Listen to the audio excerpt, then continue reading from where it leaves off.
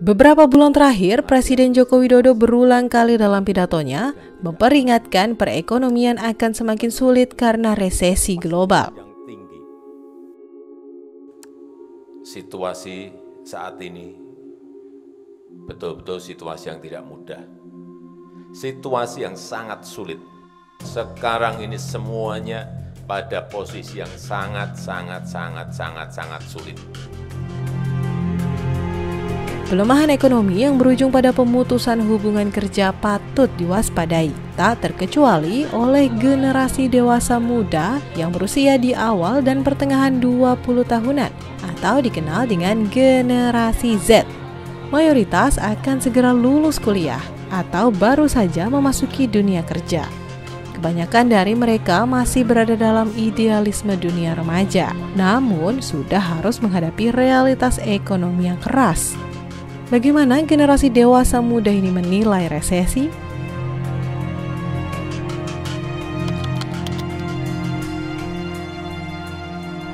Another social exchange ya, perubahan sosial yang baru seperti pandemi juga. Mungkin kalau pandemi itu kan secara global dan di bidang kesehatan, mungkin resesi ini di bidang ekonomi dan pasti berdampaknya ke sosial juga. Yang sekarang lagi banyak itu kan banyak perusahaan-perusahaan yang mem-PHK pekerja-pekerjanya, dan itu kan jadi ini ya bisa dibilang lapangan kerja jadi sempit gara-gara resesi itu sendiri, dan pastinya pendapatan orang bakal berkurang, jadi ya pasti perekonomian orang pasti sulit lah.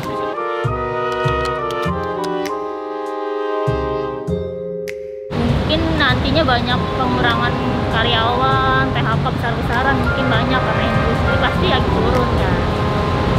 Untuk sehariannya kayak mungkin belanja lebih mahal, khawatir terhadap pekerjaan orang tua kan. Nah, terus terancam uang jajan juga yang pastinya kan, yang tadinya cuma 20.000 cukup buat beli makan, beli rokok dan lain-lain, jadi mungkin nggak cukup.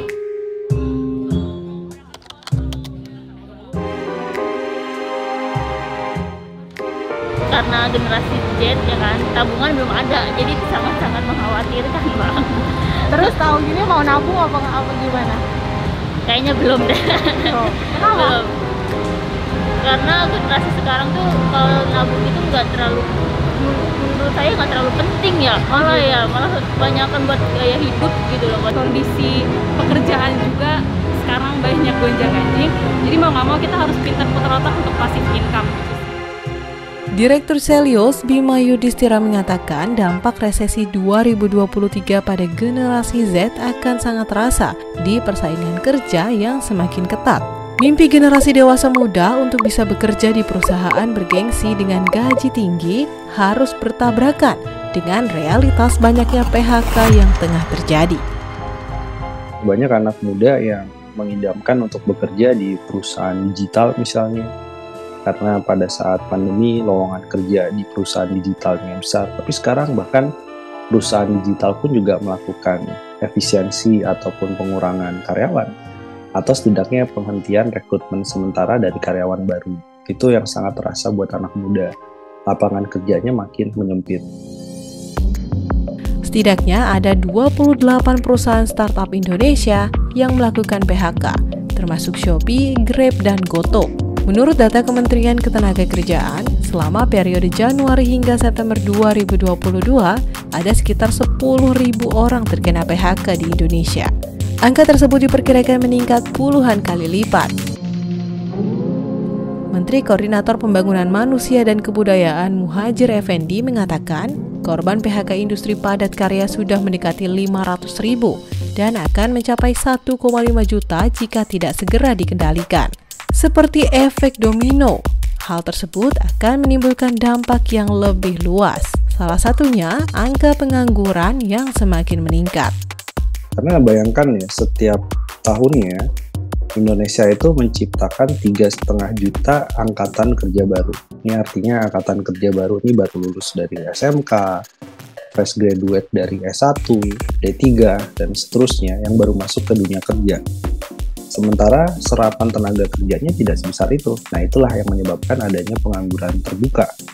Nah, pengangguran terbuka kemarin sempat turun sedikit karena sudah ada pelonggaran ekonomi. Tapi kalau terjadi resesi, angka penganggurannya atau tingkat pengangguran terbukanya bisa kembali naik. Per Februari 2022, jumlah Angkatan Kerja Indonesia mencapai 144 juta jiwa, atau 69% dari total penduduk usia kerja yang berjumlah 208,54 juta jiwa. Angkatan kerja terbesar ada di kelompok umur 25 sampai 29 tahun, yakni mencapai 17,18 juta jiwa. Namun, angka itu tidak diimbangi dengan jumlah lowongan pekerjaan. Misalnya saja, jumlah lowongan pekerjaan yang tercatat di Kementerian Ketenagakerjaan hanya sekitar 141.000 lowongan. Badan Pusat Statistik mencatat tingkat pengangguran terbuka per Agustus 2022 mencapai 5,8%. Kesulitan mencari kerja menjadi semakin berbahaya ketika dihadapkan pada tuntutan gaya hidup kaum remaja.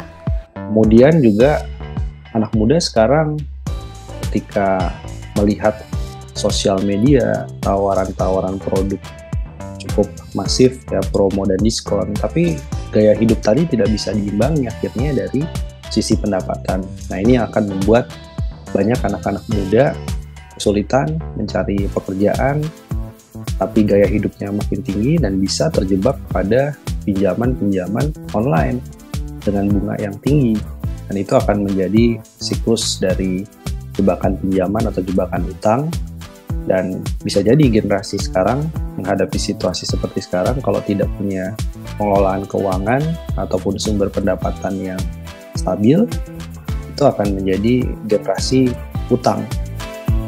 Ibarat pengalaman minimalis namun harus menghadapi tantangan maksimalis. Generasi dewasa muda harus berpikir lebih kreatif untuk menghadapi ancaman resesi 2023. Kondisi resesi ini